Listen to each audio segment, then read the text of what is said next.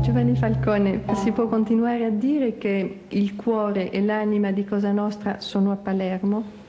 Sì, certamente, l'epicentro della mafia è sempre a Palermo, indipendentemente dal luogo dove più o meno provvisoriamente i singoli uomini d'onore si trovino o per le loro attività o per sfuggire alle indagini. Perché la mafia continua a uccidere qui a Palermo nonostante le pesanti condanne del maxiprocesso? Nessuno si illudeva che, almeno nessuno degli addetti ai lavori, si illudeva che il processo sarebbe stato, almeno nei tempi brevi, tale da evitare l'ulteriore ripetersi degli omicidi. Beh, diciamo che la fase del processo ha determinato una certa stasi nelle attività criminali, che una volta conclusosi il processo sono riprese come prima. Per quale idea dello Stato lei sta lottando? Ma non credo che ce ne siano diverse idee dello Stato. Più che lo Stato io direi che è la società di cui lo Stato non è altro che un'espressione. Sta lottando per che tipo di società? Per quel tipo di società che noi tutti vorremmo che ci fosse, cioè una società in cui fenomeni di questo genere non dovrebbero essercene. Una specie di esempio, di lezione quasi a noi occidentali? No, non intendo insegnare niente a nessuno, proprio a nessuno. Ma per lottare efficacemente contro i mafiosi bisogna, come dice Falcone, comportarsi come loro? Più esattamente ho detto che per cercare di ricostruire determinate vicende bisogna cercare di comprendere le dinamiche interne di queste vicende. E per far questo bisogna cercare di pensare come gli altri avrebbero potuto comportarsi in determinate situazioni. Ma questo vale per qualsiasi tipo di attività. Cioè lei non si sente uno specialista del mafioso? Beh, mi sento specialista nella misura in cui è specialista chiunque si occupa da un certo tempo di un determinato settore di indagine. Ecco. Non esiste un cliché del mafioso. Non credo che dall'esterno ci si possa rendere conto a prima vista se una persona è o meno mafiosa.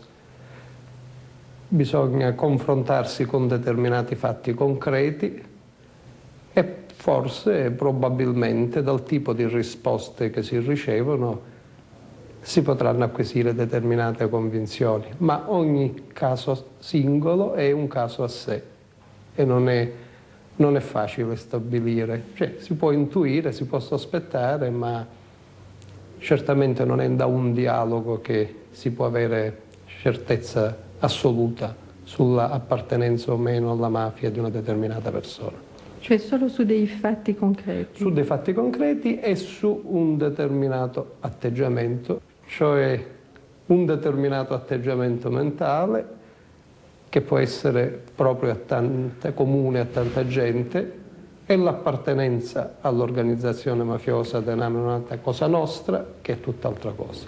Ma sono anche loro persone simpatiche, antipatiche, con un'anima nobile, con un'anima meno nobile, come tutti gli altri.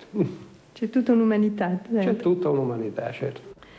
Lei riceve molte minacce e molti ammonimenti che studia e che passa alla mente sua con molta precauzione e sa sempre interpretarli. Può citarne qualcuno? No, preferisco di no. Perché? Preferisco di no perché sono sempre segnali che si lanciano all'esterno. Ah sì? Sì. Per poter far comprendere il tipo di minacce o di ammonimenti, più spesso ammonimenti che minacce, faccio capire che ho capito. Ecco, è meglio di no. Questo palazzo di giustizia è diventato la fortezza dell'antimafia da quando Falcone vi è entrato nel 79. Nato a Palermo, conoscendo alla perfezione i metodi della mafia, Falcone non sottovaluta i pericoli che lo minacciano. Ha fatto blindare il suo ufficio, ogni giorno attraversa questa anticamera dove lo sorvegliano delle guardie del corpo che hanno rifiutato di essere filmate. controlla i suoi schermi televisivi. Riceve anche delle minacce. L'ultima, una foto del giudice con 2 date, 1939, l'anno della sua nascita, e 1988. In alcuni licei di Palermo hanno anche fatto un suo ritratto, che abbiamo qui, che abbiamo visto. E sì, le leggo quello che dicono. Giovanni Falcone è un eroe, costretto a vivere 16 ore su 24 in un piccolo ufficio di acciaio e cemento per lottare contro la mafia, non può assaporare i piccoli piaceri della vita quotidiana. È vero quello che dicono? Beh, diciamo che c'è molto di vero, sì, indubbiamente questo tipo di attività incide pesantemente sulla privacy, questo non c'è dubbio. E come lo vive lei? Ma direi con rassegnazione. Lei ha detto, o pare che abbia detto, sempre io, il vigliacco muore più volte al giorno, il coraggioso una volta sola. Questo Sì. significa che non ha paura? Ma l'importante non è stabilire se uno ha paura o meno, è saper convivere con la propria paura, non farsi condizionare dalla stessa. Ecco, il coraggio è questo, altrimenti non è più coraggio, è incoscienza. 23 maggio 1992, 500 kg di tritolo sventrano l'autostrada per Palermo nei pressi di Capaci. Perché oggi che tutti ci rendiamo conto qual è stata la statura di quest'uomo, ripercorrendo queste vicende della sua vita professionale, ci accorgiamo come in effetti il Paese, lo Stato, la magistratura, che forse ha più colpe di ogni altro. Nel gennaio del 1988, quando Falcone, solo per continuare il suo lavoro, propose la sua aspirazione a succedere ad Antonino Caponetto, il Consiglio Superiore della Magistratura, con motivazioni risibili, gli preferì il consigliere Antonino Meli. Falcone concorse, qualche Giuda si impegnò subito a prenderlo in giro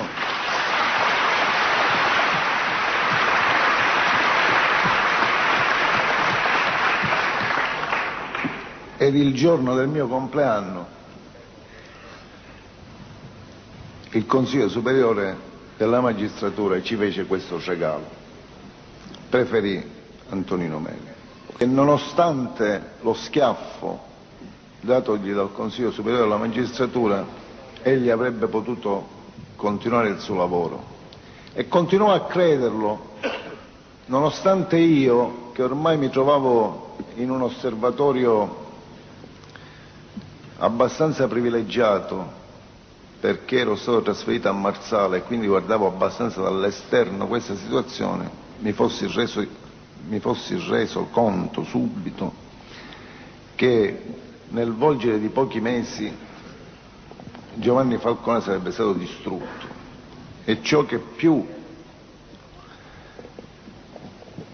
mi addolorava era il fatto che Giovanni Falcone sarebbe allora morto professionalmente nel silenzio e senza che nessuno se ne accorgesse. Questa fu la ragione per cui io, nel corso della presentazione del libro della mafia di Agrigento, denunciai quello che stava accadendo a Palermo. Questa verità io rischiai conseguenze professionali gravissime, ma quel che è peggio,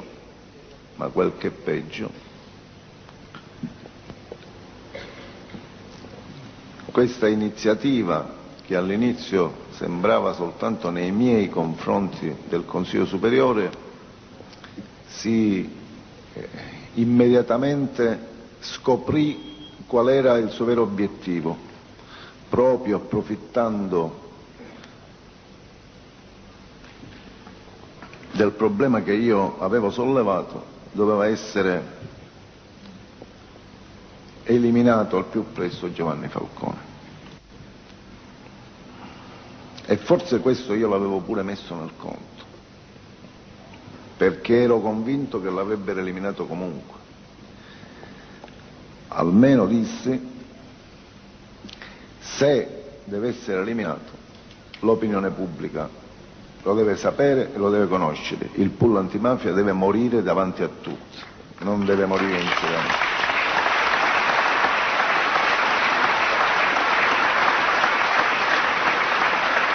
Allora l'opinione pubblica fece il miracolo, perché ricordo quella caldissima estate dell'agosto del 1988, l'opinione pubblica si mobilitò e costrinse il Consiglio Superiore della Magistratura a rimangiarsi in parte la sua precedente decisione dei primi di agosto, tant'è che il 15 settembre, seppur zoppicante, il pool antimafia fu rimesso in piedi.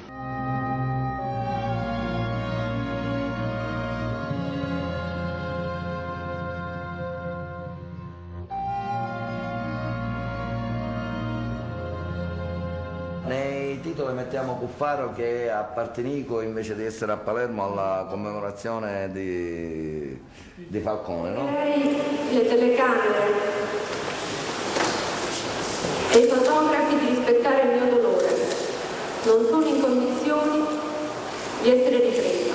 Voi sapete che io ho sempre combattuto contro la giustizia spezzato. Rispettate oggi il mio dolore. Voi avete fatto morire Giovanni Falcone. Lo avete fatto morire con la vostra indifferenza, con le vostre critiche che non erano critiche al modo di operare. La parola più gentile, soprattutto dalla sinistra, la magistratura democratica, era di essersi venduto al potere politico.